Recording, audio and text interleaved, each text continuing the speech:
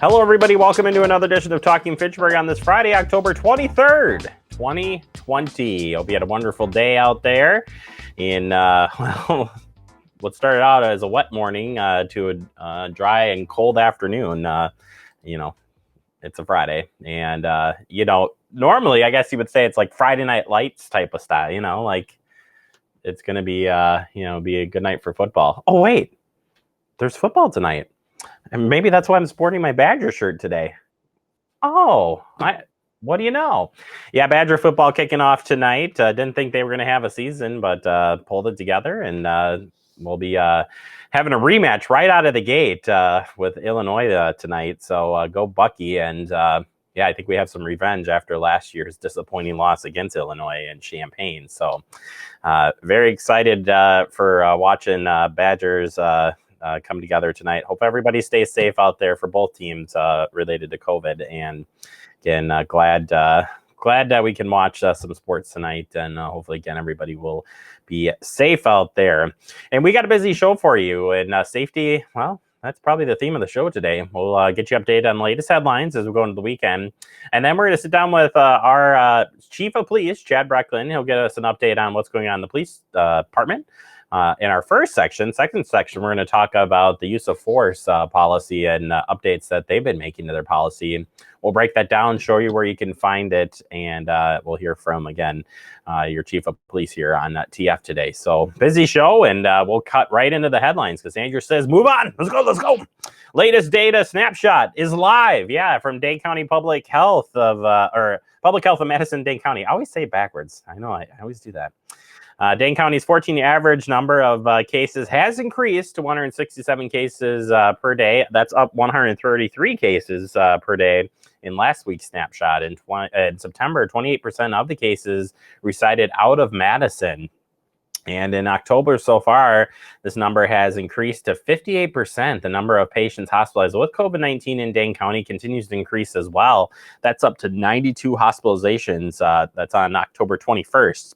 For more on that, you can head out to the website for Public Health of Madison, Dane County. They got the whole snapshot for you. We'll share the link where we got this from, like we do each and every show.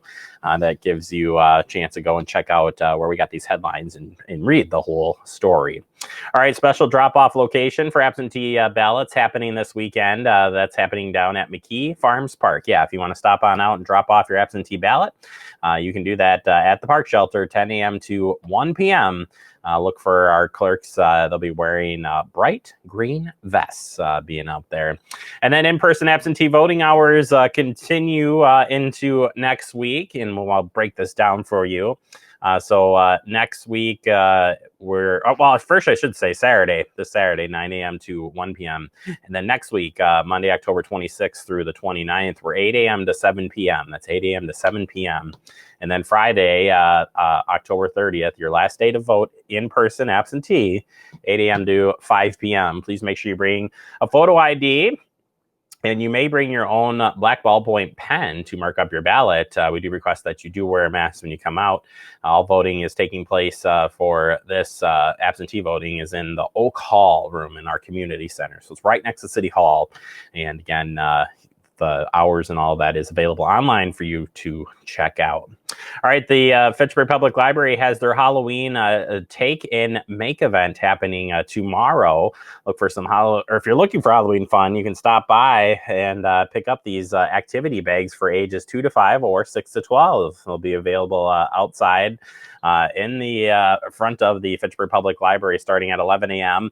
And I just want to say that it's limit 1 per child while supplies last. So as with anything that happens at the library, especially with our kiddos, things go fast. So if you're planning on doing this, please make sure you get there early. That way you can make sure you can get a bag there for your little ones. All right, PD and McKee Road will be closed. That Verona Road coming up this upcoming week. This will be happening on Friday night, October 30th, weather permitting. It'll be 8 p.m. to 5 a.m. On October 30th. Right turns only at the interchange, and no through movements or left turns will be permitted. Crews will activate the traffic signals for the interchange, and if the weather's just terrible like it was today, then work may occur during the week of November 2nd through the 6th. So they're trying to wrap things up on Verona Road, but we wanted to make sure we got that information out to you to share so you can be ready for that closure and the open of that cool interchange. All right, finally, Cybersecurity Awareness Month week is going on, and this securing internet connection devices in healthcare.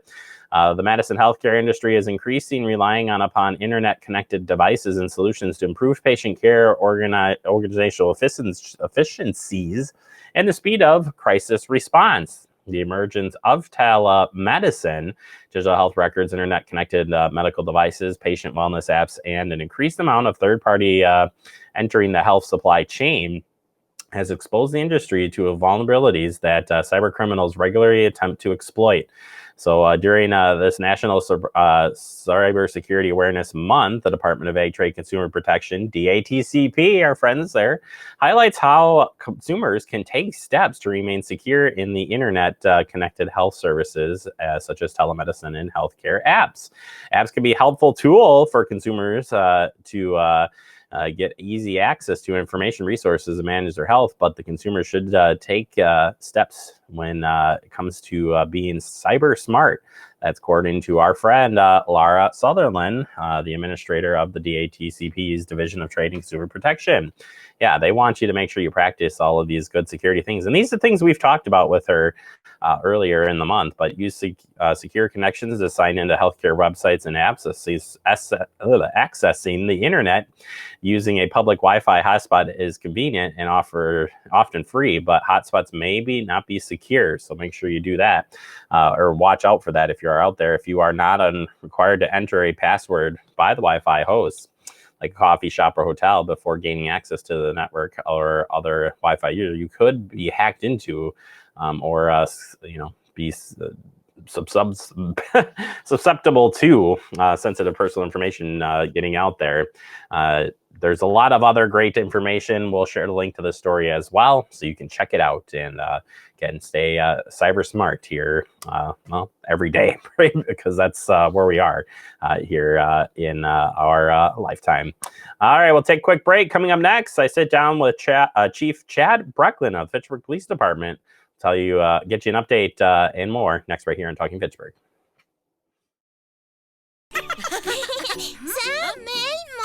Hola, Julia. ¿Estás lista para tocar con nosotros? Yo tocaré mi clarinete. Y Alma tocará su tambor. Tambor ruidoso. Bueno, ya sabes qué hacer, Julia. Julia sabe. Dado el autismo de Julia, los sonidos pueden ser muy fuertes. Y hace música a su manera. ¡A tocar! La detección temprana del autismo puede hacer una diferencia de por vida. Conoce más sobre la detección temprana en detecciondeautismo.org. Our hearts are made stronger by how we treat others. Put her there. The light you share can impact those around you, but so can the darkness. Later, twerps. Did Pete saying mean things bother you? So when you reach out to another person, take a moment to consider how they will feel and let your heart be the key to making a difference. Because of you, someone's entire day, year, or even life can change. In every heart, there's hope. Welcome back into Talking Fitchburg. Joining me today is your Chief of Police, Chad Brecklin. Chad, welcome back to the show. How are you doing today? I'm good. How are you doing today? I am doing wonderful. Glad you were able to join us as usual here monthly. And we're turning our attention here to Halloween as that's coming up and certainly other events here in the near future. Halloween's going to look a little bit different this year. City put out a policy, or not a policy, I would say a recommendation, a better term. And I'll let you speak to it because I don't have it memorized, but we're still having trick-or-treating just with safety in mind. Normally we see the police department handing out glow sticks, getting out in the community, one of many of your community outreach pieces, but a little bit different this year. Yeah, absolutely. So much like many things in our current situation with the COVID pandemic, Halloween is also going to look a little bit different than it has in years past. Typically, we would be out with a significant number of officers in our neighborhoods on foot handing out glow sticks. to all the trick-or-treaters and providing that visible presence. But unfortunately, we're not able to do that this year. Specifically, we're not going to be handing out the glow sticks. We encourage folks to follow the recommendations of Public Health Madison and Dane County.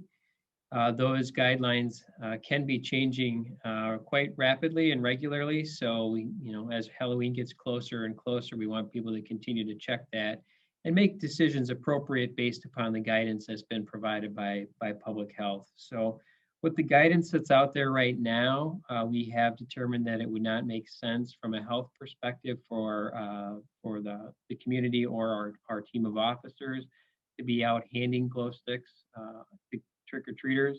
We do intend to have additional staff on during what would traditionally have been trick-or-treat hours in the late afternoon to early evening. And we will be increasing our visibility throughout the community during that time for anyone that is out and about and wishing to celebrate or participate in Halloween activities. But again, I can't stress enough that we're really encouraging folks to follow the guidance of public health and make informed decisions, particularly in light of the significant COVID activity that's taking place in Dane County and in Wisconsin right now. Yeah, absolutely. And I'm glad you mentioned about the visibility being out there. Another opportunity that I know I've talked about many times over the years, but I still think it's really important. It is safety of everyone out there. Just a couple of quick safety tips that come to mind, Chad, when we do look at Halloween. Last year was very snowy, very cold, so we saw maybe a little bit less in the trick-or-treaters. But this year is going to be a little bit it's strange enough, but what would you have for just a couple of general safety tips out there? Yeah, it's just happened to see the long range forecast this morning, and they're also anticipating another cool Halloween coming up in a couple weeks here, or less than a couple weeks.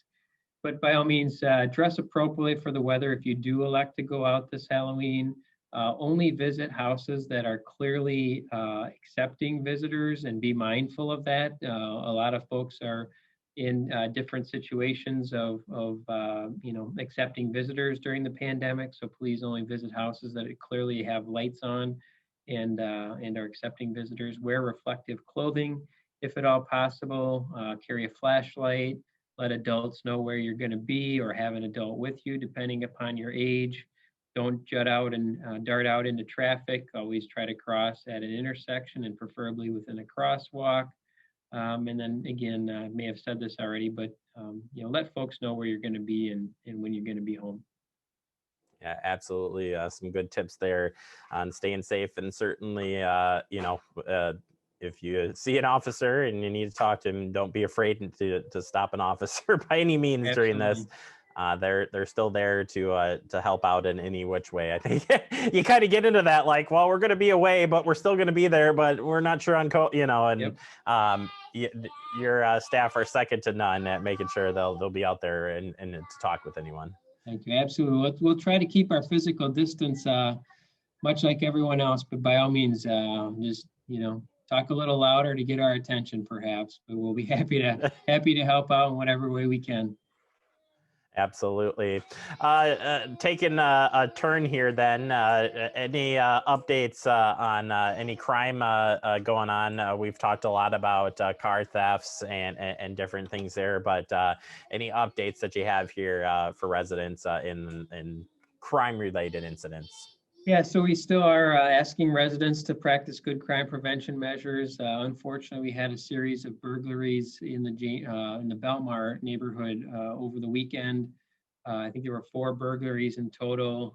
Some property taken, a vehicle was taken in one of the burglaries as well. So we definitely want folks to exercise good crime prevention measures. And if you happen to have any video doorbells or outside video surveillance systems, please keep that in mind to try to keep those active, so to speak, so that you have the ability to look at recordings historically. I know that can come with an economic cost or impact to it, so that's not always feasible for everyone. But if you do happen to know that we've had some criminal activity in your neighborhood, or we've done a door-to-door canvass indicating such, and you're willing to share any video surveillance that you may have, that is one piece of information that we can use to hopefully identify who's responsible for committing these crimes and hold them accountable and bring some much needed public safety in those situations to our neighborhoods. Yeah, very important. If you see something or notice something different, unique, you're up at night, you see something, you got to report it. And Chad, you have so many ways of reporting reporting any such crime tips or that. Where can people find all of that information? Yeah, the easiest thing is obviously to hit our website, although we do obviously have our own dispatch center. So a non-emergency call to 270-4300 will get you to a dispatcher just to report any activity or behaviors that you deem to be suspicious and would like an officer to take a look at. We do have our own tip line, which is 270-4321, if my memory is any good. Madison Area Crime Stoppers at I think it's 266 something 2045. I'm drawing. That's okay. We'll put it up on the up on the screen for you. You guys will have my back on that one, and then I don't expect you to remember all of them. Just knowing that we do have plenty of resources out there for people to turn those in. Yeah, absolutely. And they're all at our website too. At our certainly website, go you to can the website. find out all the ways to report criminal activity or share tips with us, and we certainly appreciate any tips that we get. Yeah, absolutely. And very important, again, to report anything to help in different cases.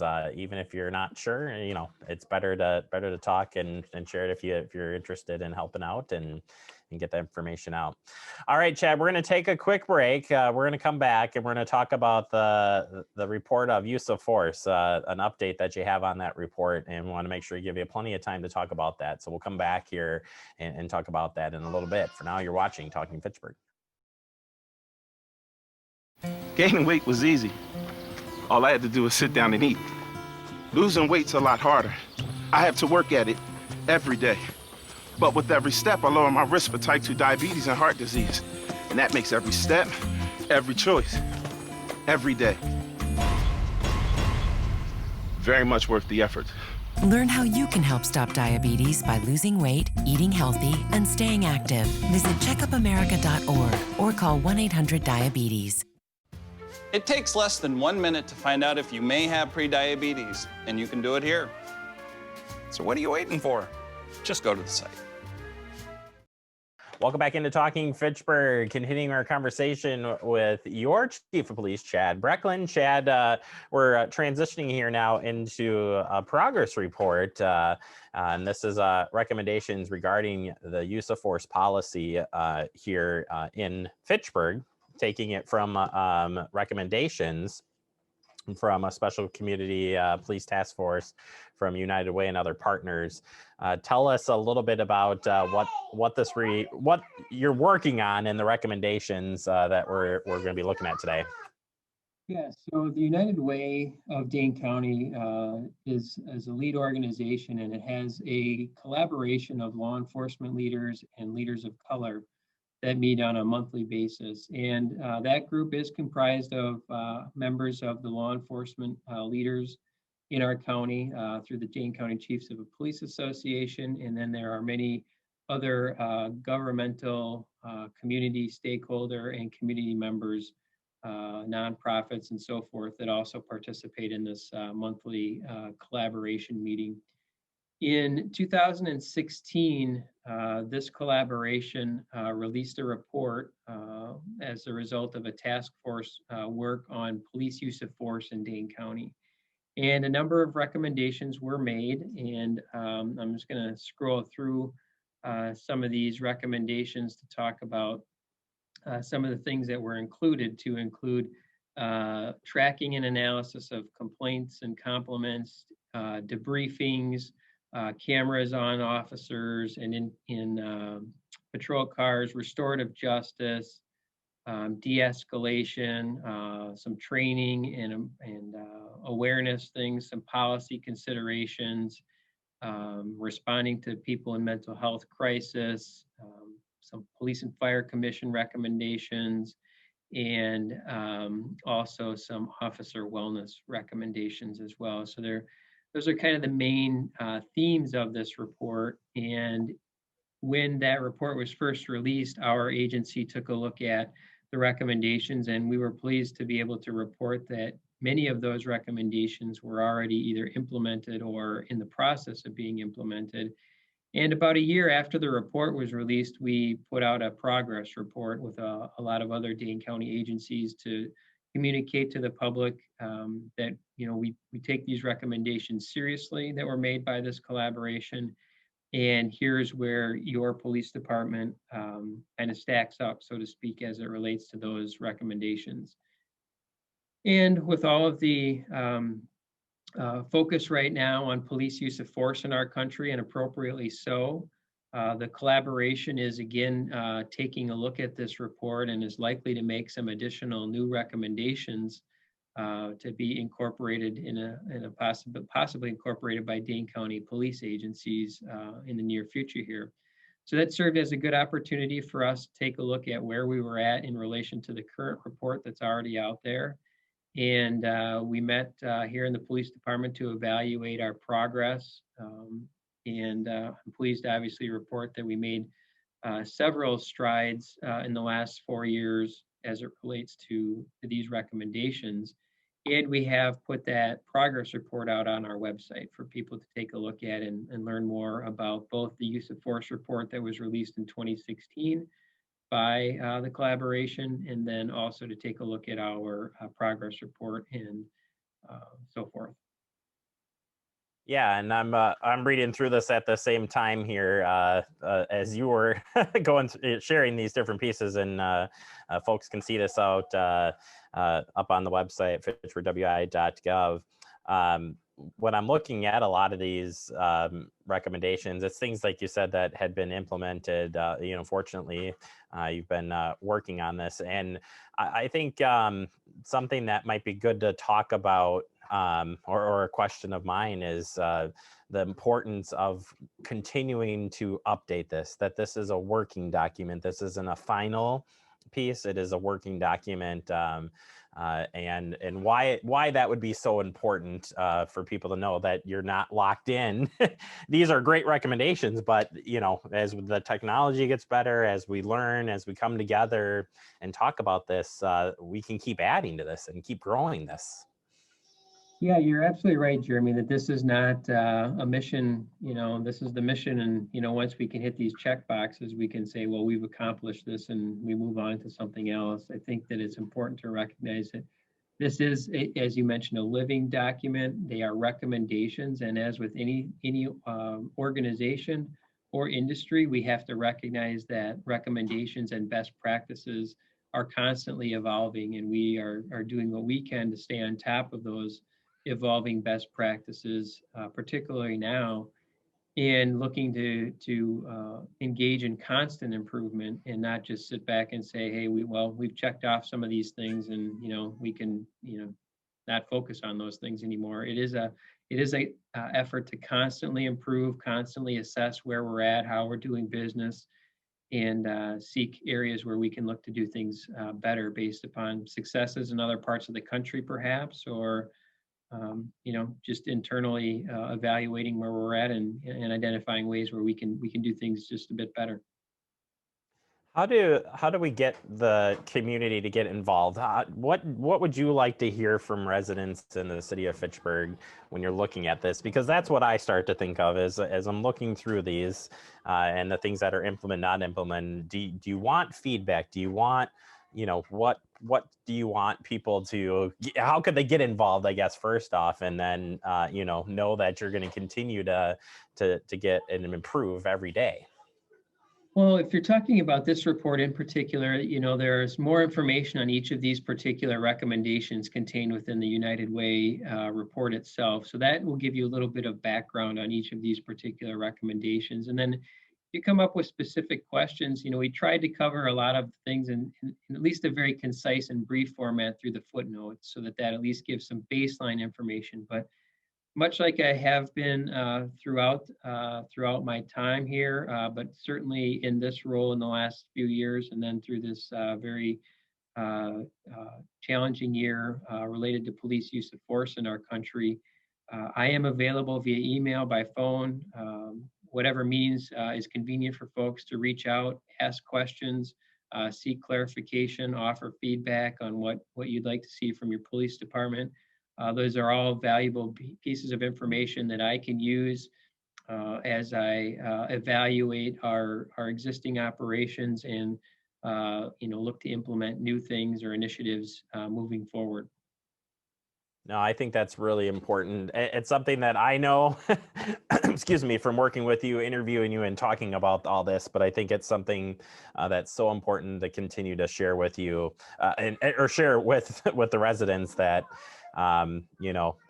it's an all-in together piece. And if we're not getting feedback from residents and getting people involved and knowing what's going on, it's really hard to understand fundamentally what's going on out there. So, I think it's great that you're sharing with us. And any final thoughts here as we wrap up on this report? No, I guess I just want to reiterate, that we strive to be our community's police department, and that feedback and interaction is critically important. And of course, we've been significantly hampered in our outreach abilities this year. And I'm hopeful that, moving forward, we'll be able to re-engage much more deeply with the community through some of the traditional mechanisms and programs and initiatives that we've used, but perhaps through new and additional avenues as well that we haven't utilized in the past, and making adaptations like a lot of us have had to do in how to carry out our daily responsibilities. We may have to look and lean on technology more than we have in the past. Unfortunately, technology just does not replace that person-to-person interaction in a room or other settings. So it's one of the challenges we're trying to work through. I think, as again, I had the opportunity to sit and listen and learn about what you guys have been doing, and we're glad we're here to help be one of those avenues to get the information out there. But transparency, I think, is such a big component to policing. Plus, just understanding what policing is today. Looking at that report just tells you, it's a lot different than it was 10 years ago, 20 years ago, 30 years ago. And, I'm just glad that we're right in there with keeping up on the changes. And, that's because of the willingness of you and your staff to continue to work with the community. So thank you so much for sharing that, and look forward to continuing having these conversations with you coming up. Absolutely. We appreciate getting the message out. All right. Chad Brecklin, your chief of police. Chad, we'll check back in with you next month. Sounds good. Thank you. Thank you. Your chief of police. Again, all the contact information for Chad and the police department is online, fitchburgwi.gov, best place to start. And then you can go from there. We'll take a quick break. More to come. You're watching Talking Fitchburg. You could be spreading the coronavirus without realizing you have it. So follow guidance from authorities where you live and do your part. It's important to limit in-person interaction with anyone outside of your immediate household. But phone and video chat are safe ways to connect. It's also important to limit any social gathering. This advice applies to people of any age, including teens and younger adults. Visit coronavirus.gov for the latest information.